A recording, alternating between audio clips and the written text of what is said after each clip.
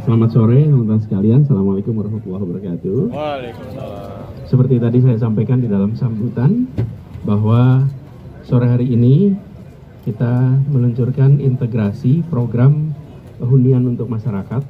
Seperti logonya di sini, yang satu adalah Dinas Perumahan Rakyat dan Pemukiman, yang satu adalah Sarana Jaya. Keduanya bekerja untuk memfasilitasi kebutuhan hunian di Jakarta. Nah, kami di Pemprov DKI Jakarta dari pengalaman pengelolaan beberapa tahun ini menemukan pentingnya bagi pemerintah untuk membuat program-program yang dijalankan itu terintegrasi ke semuanya. Bagi masyarakat pun memudahkan. Hal yang sama dilakukan di bidang transportasi, sekarang di bidang program hunian. Nah, integrasi ini kalau di dalam transportasi diberi nama Jaklingko, kalau di dalam integrasi hunian kita beri nama Jak Habitat.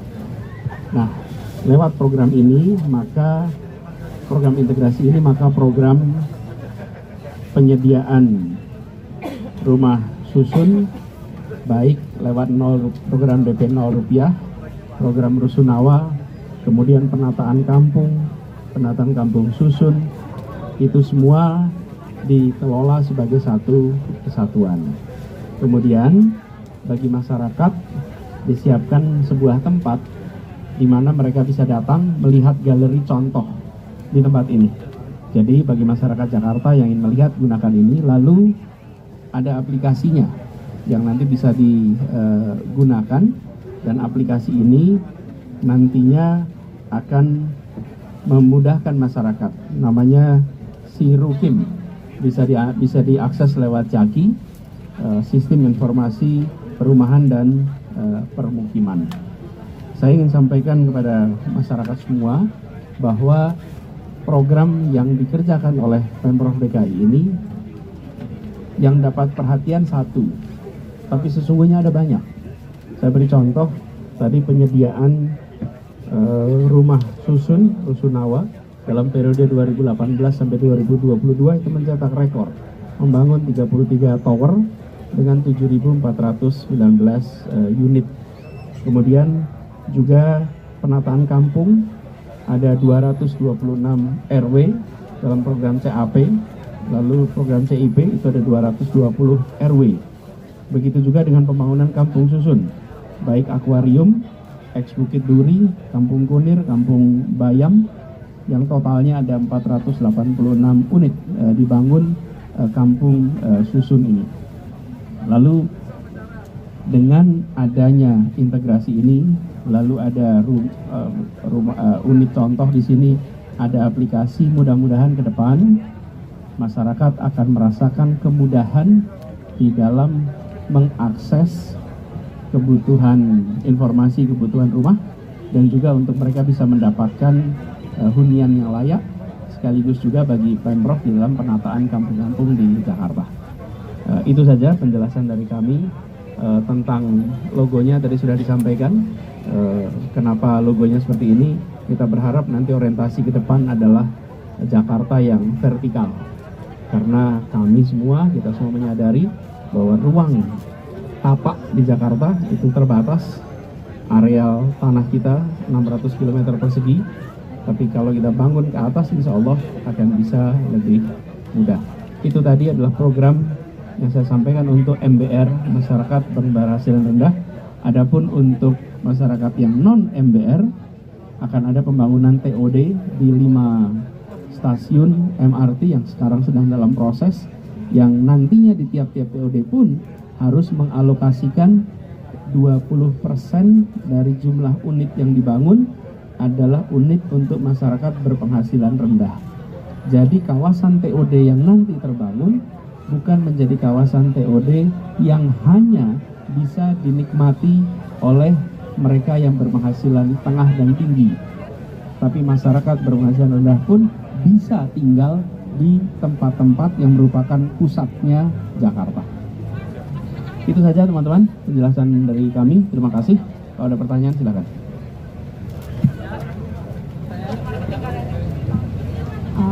untuk marketing galeri ini kenapa alasannya apa ada ditempatkan di Taman Marta ini? Apa alasannya marketing galerinya ini dibangun di Taman Marta Tia HU, Pak? Yang lainnya? Ya, Pak.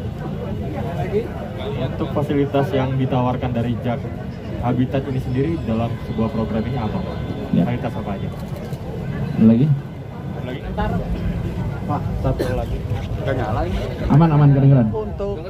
Untuk kisaran harganya sendiri, Pak, untuk yang MBR nanti berapa, untuk yang non MBR nanti berapa? Yang mana? Harga Pak, harga per unitnya. TOD. Untuk TOD dan yang untuk MBR tadi. Oh iya. Siap. Mana nih, Pak? Nah, oke, cukup 3 ya. Begini, lokasi pembangunan rumah susun itu ada di mana-mana.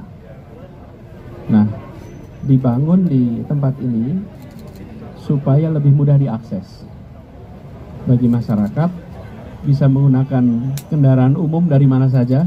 Di sini ada terminal, sehingga naik kendaraan umum dari mana saja dengan mudah sampai ke tempat ini.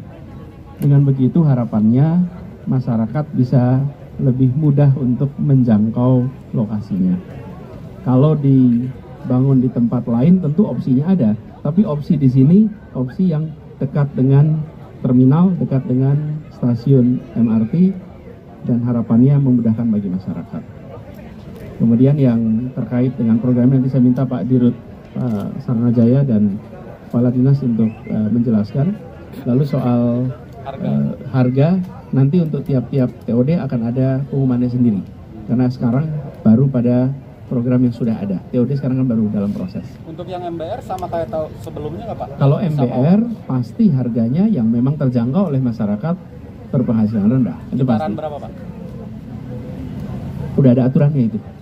Jadi bukan apa itu semua ada ketentuannya. Jadi follow by rule aja. Iya, tentu. Kalau udah masuk MBR itu ada ketentuannya. Tapi bagi yang non MBR nanti BRMRT menjelaskan ketika mereka sudah menyiapkan TOD-nya, ya. Pak Kades, silakan Pak Kades. Yang pertanyaan tadi apa isi habitatnya? Baik, terima kasih rekan-rekan semuanya. Kita sampaikan, jadi Jak Habitat ini kita harapkan menjadi solusi terintegrasi terkait dengan perumahan dan permukiman. Nah, di dalamnya ada apa saja? Tadi disampaikan, di dalam Jak Habitat ini ada hunian milik, ada hunian sewa, ada penataan kampung, penataan permukiman, dan juga hunian TOD. Nah, apa yang menjadi fasilitas di dalam hunian rusun sewa misalnya? Rekan-rekan pasti sudah tahu betul, rusun yang kita bangun sekarang tidak kalah dengan apartemen. Fasilitasnya hampir yang menjadi kebutuhan kita sehari-hari. Layanan-layanan umumnya pasti tersedia. Klinik kesehatan, PAUD, dan lain sebagainya pasti tersedia. Dan aksesnya pun sudah sangat aman. Mereka menggunakan akses kad. Sudah layaknya seperti apartemen yang mewah. Secara fisik bangunan bisa teman-teman bandingkan juga. Kualitasnya tidak kalah. Ini adalah salah satu wujud layanan yang diberikan oleh Pemprov DKI Jakarta kepada masyarakat di DKI Jakarta. Kemudian untuk hunian milik bagaimana? Hunian milik sebenarnya kita sudah mencoba beberapa lokasi, termasuk di Pondok Kelapa, yang sekarang ini tinggal beberapa unit, dan sebentar lagi akan juga dipasarkan untuk Pondok Kelapa tahap keduanya, dan juga akan menyusul yang di Cilangkap.